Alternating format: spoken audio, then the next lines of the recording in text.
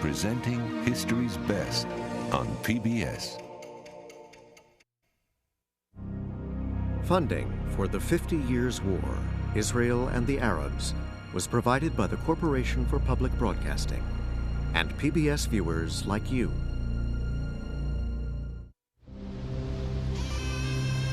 Palestine, a land divided. A holy place, a battleground, a homeland claimed by both Arabs and Jews.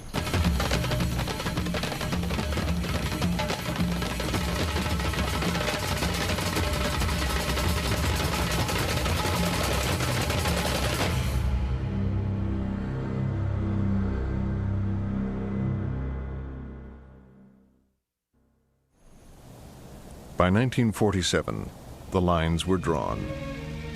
To the Jews, Palestine is their traditional and spiritual home, the promised land. But the majority of the inhabitants of Palestine are Arabs. They too regard Palestine as their rightful home. But with the end of the war, into Palestine ports came ship after ship crammed with illegal immigrants, refugees from recent persecution in Germany, Austria, Poland, Belsen, and Dachau. The Arabs, fearful of becoming a minority, persuaded the British to limit Jewish immigration. Jewish extremists attacked British troops, wrecked government buildings, blew up trains and ships. And so Palestine remains a place of martial law, where all go their ways only under watch, where the innocent must suffer with the guilty. Great Britain had ruled Palestine for 3 decades. After years of strenuous but unavailing effort, His Majesty's government have reached the conclusion that they are not able to bring about a settlement in Palestine based upon the consent of both Arabs and Jews, and that the mandate is no longer workable. A York transport landing at Leda Airport brings delegates to the United Nations Special Committee on Palestine. The UN committee considered the partition of Palestine into a Jewish and an Arab state. On the shoulders of these delegates rests a heavy responsibility. But the Arabs did not want to talk to the committee. They wanted nothing to do with the Jews.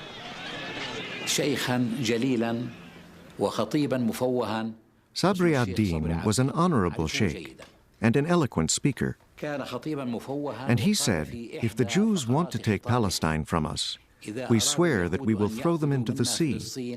And he pointed to the Mediterranean, which was a few hundred meters from the place where we had gathered.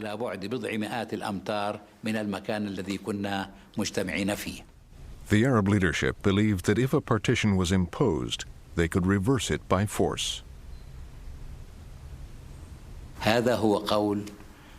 Jamal Husseini, the chairman of the Arab Higher Committee, said that only 400 to 500 riflemen can easily take over Tel Aviv.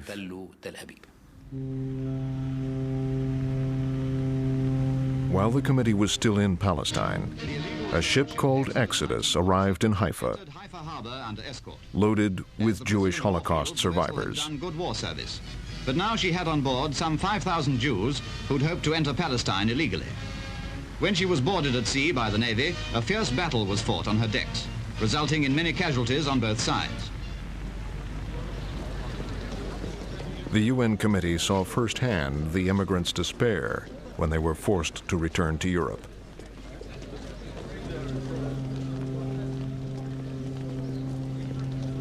The Jews argued that refugees needed a home and that they would not be welcomed by an Arab state.